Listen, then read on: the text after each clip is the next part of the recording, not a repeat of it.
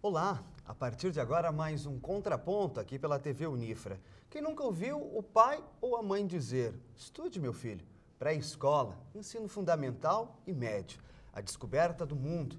Daí chega a faculdade, o amadurecimento, as responsabilidades e depois a procura de um emprego. Mas toda regra tem sua exceção.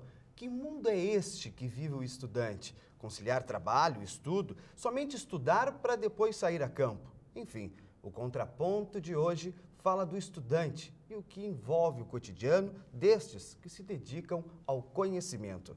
Para discutirmos sobre este assunto, contamos com a participação da professora da Coordenadoria Regional de Educação, Aide França de Vargas, e do professor de História da Unifra, professor Carlos Roberto Rangel. Este é o Contraponto. A vida do estudante é o nosso assunto de hoje.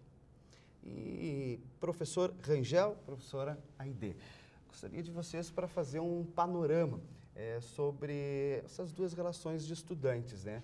Aquele da educação básica, aquele do ensino superior. Professora Aide, responsável pela escola aberta, enfim, muitas coisas. E com relação a isso, a educação básica, qual é o panorama de hoje da educação básica no Estado? Sim, primeiramente eu gostaria de dar uma boa tarde, né? Agradecer o convite pela coordenadoria, né, em nome da coordenadoria 8ª CREA, até mesmo porque essas possibilidades nos permitem chegar à comunidade de Santa Maria, né, para ver o que realmente a Secretaria de Educação e a 8ª Coordenadoria pensam nessa relação aluno-escola, processo de aprendizagem, enfim.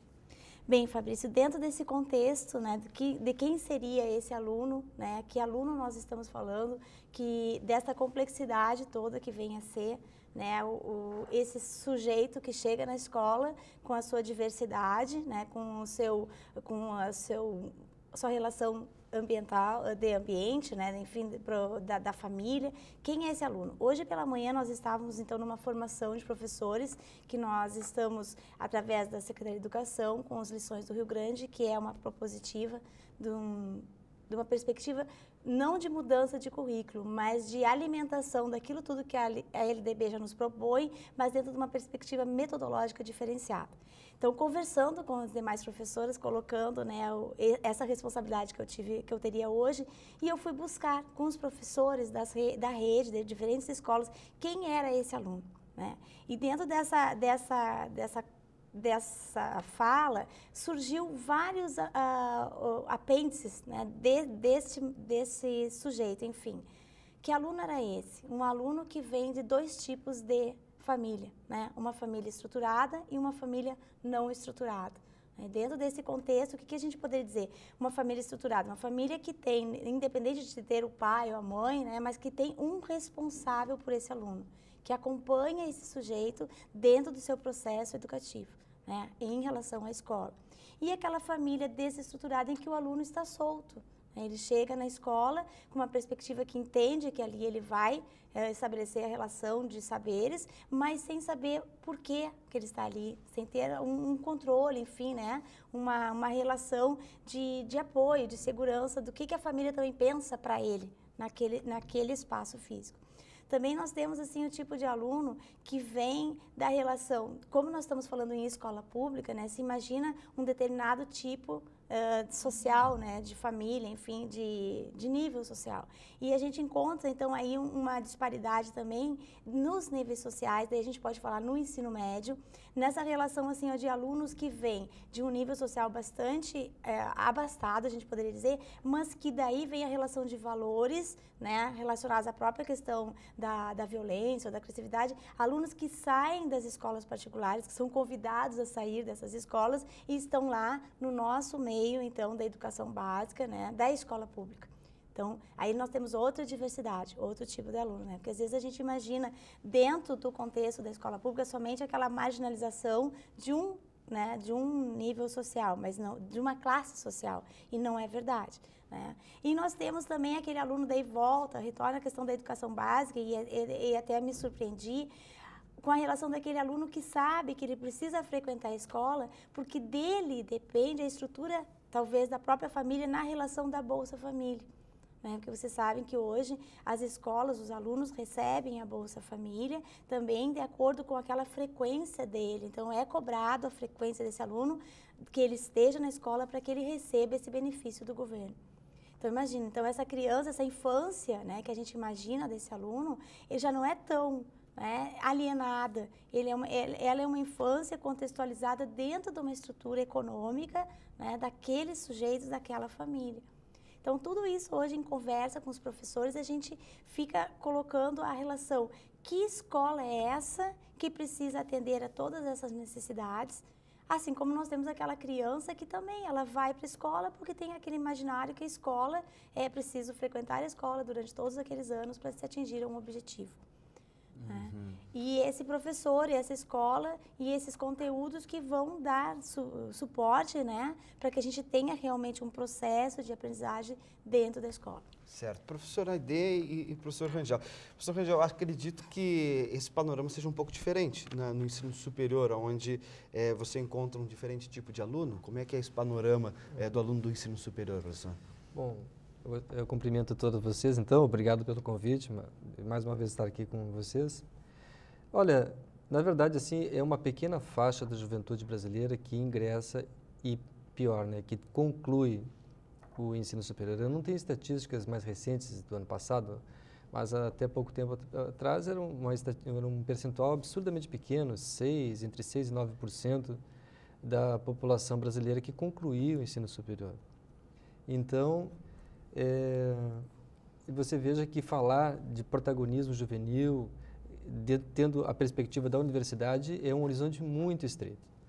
Na verdade, esse próprio conceito de protagonismo juvenil, que hoje engloba, como a professora Aide estava falando, todas as idades, a pré-adolescência, a criança, a pré-adolescência, o adolescente e inclusive aquele jovem que vai até ali os 23, 24 anos de idade, é um conceito muito recente. Ele não tem uma década, porque o conceito de protagonismo juvenil passou por diferentes fases nos últimos 50 anos.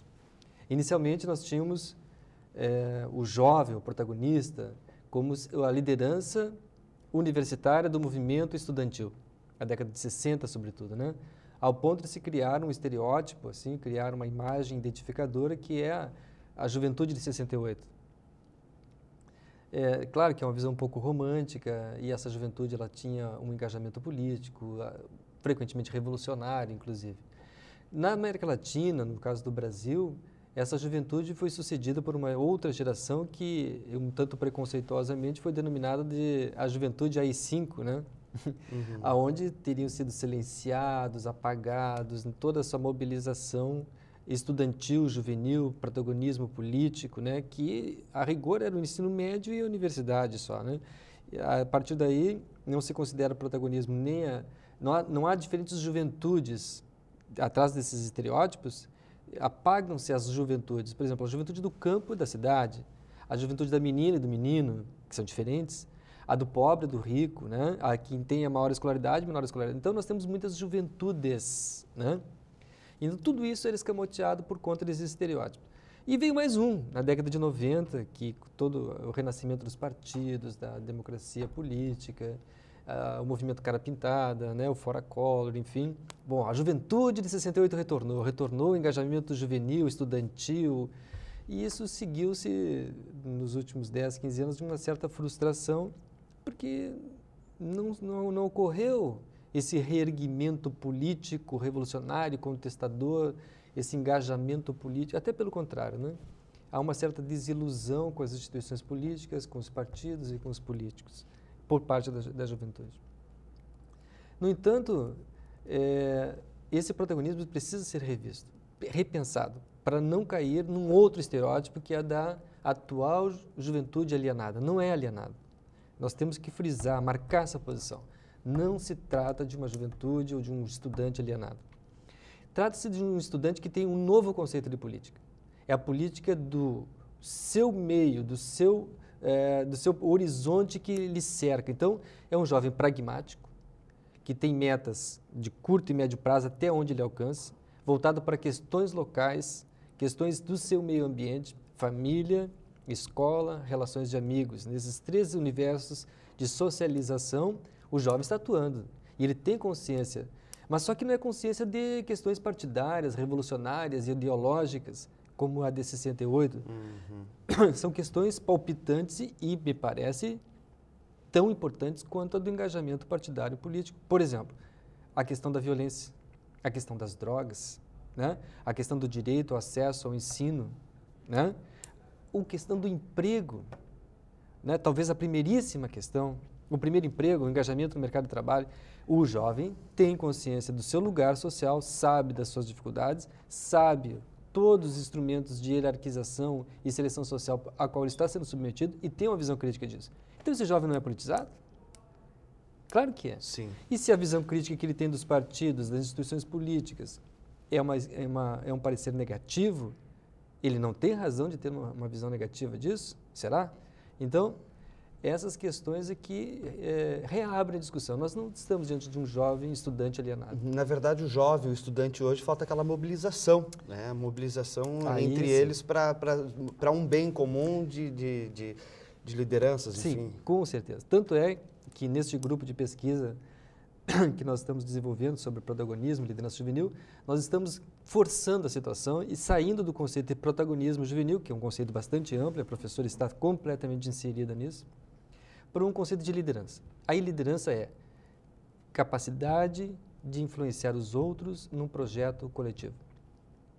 E, de fato, nosso jovem tem um caminho longo a percorrer com isso. E em um minutinho, professora Aide, será que essa mobilização já não começa na escola pública, lá no ensino médio, no ensino básico, enfim? Com certeza. Hoje, novamente, né, colocando a relação com os pares, né, que nós tivemos lá hoje, e eu comentava, algumas professoras comentavam que esse nosso jovem, ele vem desestimulado, e essa é uma visão que nós temos também, né, do desestímulo do jovem dentro de uma escola tradicional, de uma escola que não traz para ele as possibilidades que o mundo, né, que a visão de mundo capitalista coloca, que é a questão da informática, né, são essas relações mais novas que a escola recém vem conquistando e que hoje ainda não consegue, embora a gente já tenha, por exemplo, nas nossas redes, nós já temos a sala digital, enfim, mas talvez nós ainda tenhamos um professor despreparado para entender isto como um instrumento, né, como mais um recurso para a sua prática pedagógica. Então, o aluno fica distante.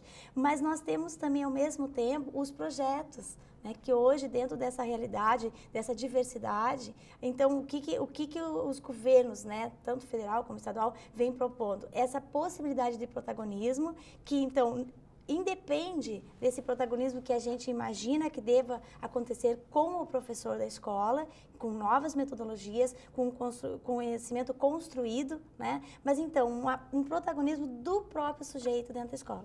E daí nós temos, né, como eu supervisiono o programa Escola Aberta para a Cidadania, Sim. que era um projeto que, né, se colocou desde 2013, em 2007 ele vira uma política pública e aonde um dos objetivos, né, juntamente com a relação do combate, ou da cultura da paz, em vez do combate à violência, da cultura da paz, né, a questão do protagonismo juvenil. É importante. Certo, professora, a gente volta a falar sobre esse assunto logo em seguida, porque o Contraponto de hoje está falando sobre a vida do estudante.